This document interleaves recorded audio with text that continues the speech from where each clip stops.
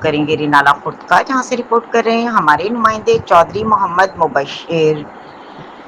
Pizza point, bakery point ہوٹلوں پر cold drinks 1 letter 180 روپے اور 1.5 لیٹر 200 روپے میں فروخت کی جا رہی ہے۔ شہریوں نے ڈپٹی کمشنر اکاڑہ احمد عثمان جاوید اور اسسٹنٹ کمشنر رینالا خرد سے مطالبہ کیا ہے کہ مہنگے داموں کولڈ ڈرنک فروخت کرنے والوں کے خلاف کارروائیاں تیز کی جائیں۔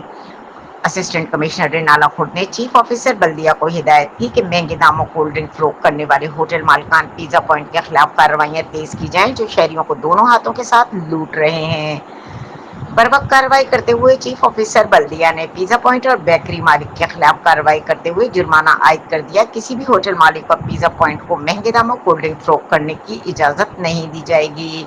روزانہ کی بنیاد پر کارروائیاں کی جائیں گی۔ شہریوں کو ہر ممکن ریلیف فراہم کرنے کے لیے پنجاب حکومت ہر ممکن اقدامات کر رہی ہے۔